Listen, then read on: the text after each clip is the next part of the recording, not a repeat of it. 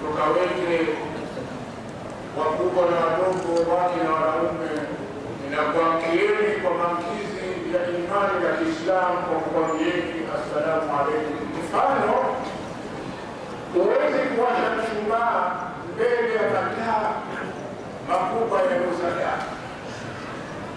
Ukionekana kwamba unawasha mshumaa mbele ya mataa ya donaya, utaonekana kuwa na mshumaa. Kwa hivyo Rashid Hamadi leo mshumaa mbele ya isipokuwa tu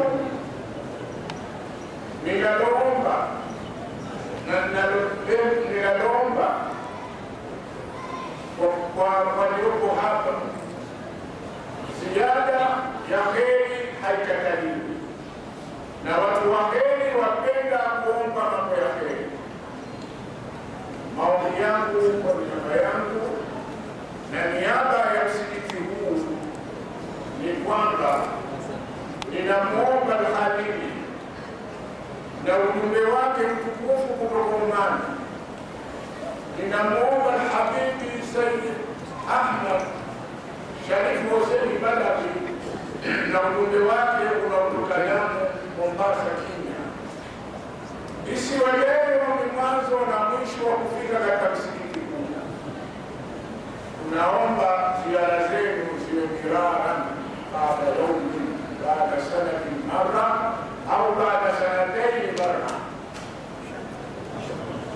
kwa sababu nyinyi ni mvua za rehema. Al-Khalili Sayyid Hussein Badawi na Habibi Sayyid Ahmad Badawi na watukufu wengineo ni mvua ya rehema. Mvua ya rehema inaponyesha katika ardhi ambayo imefikwa ni jua kali, basi baada ya muda inapatikana matunda mengi. Imenyesha mvua katika ardhi iliyokuwa ina rutuba, lakini imekuwa ni ukame mkubwa. Ardhi ile Mwenyezi Mungu hujalia ile mimea iliyopo ikanawirika, ikatoa matunda mazuri. Kwa hivyo nyinyi watukufu ni mvua yenye rehema, hamunyeshi mahali ila patatoka rehema.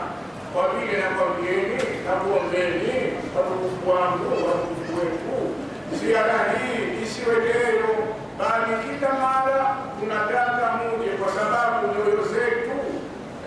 nyoyo zetu zinapata rutuba kwa kusikia kauli zenu na kuziona sura zenu tukufu.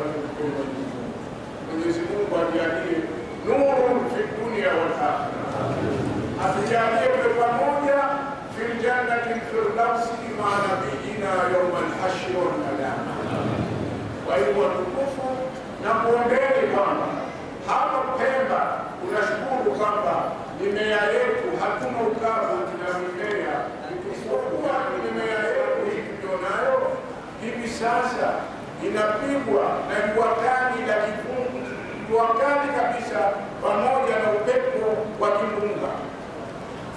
Yaani mimea yetu ni vizazi vyetu.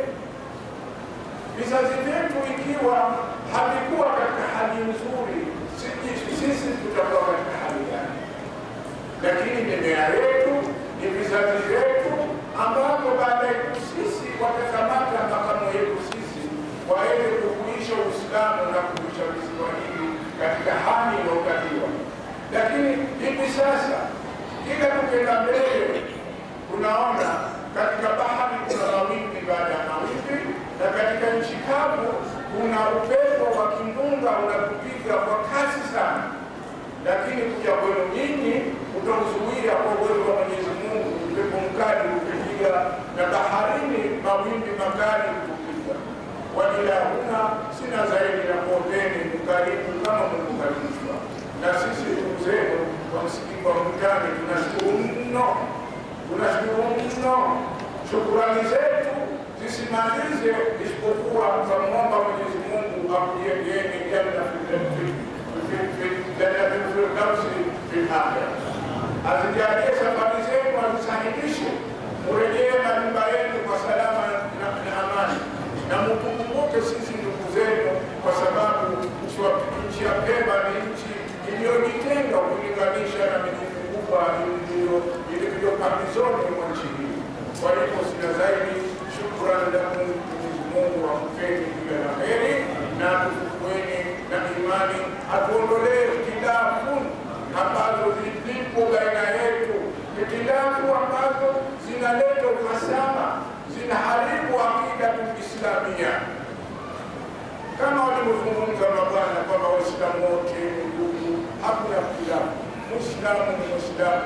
Kwa hivyo Mwenyezi Mungu azza wa jalla, ya Rabbi, ujalie tusiwe miongoni mwa watu wenye itikadi ya ikhtilafu. Ikhtilafu zikitokezea ndio ikhtilafu na Uislamu na hakika. Lakini Waislamu walipofungamana pamoja wakati wa Mtume alayhi salatu wassalam, ndipo walipoweza kuwa na nguvu wa kutoa Uislamu mambo kupeleka Madina, ukenda Shamu, ukenda wapi, mpaka nchi zote za Europe ukaenea Uislamu kwa umoja wao. Kwa hivyo na ule Uislamu unarejea kwamba ni gharibu. Waislamu lazima washikane pamoja, wanapoutizama Uislamu wasitizame ikhtilafu ya jambo lolote. Wassalamu alaikum warahmatullahi wabarakatuh.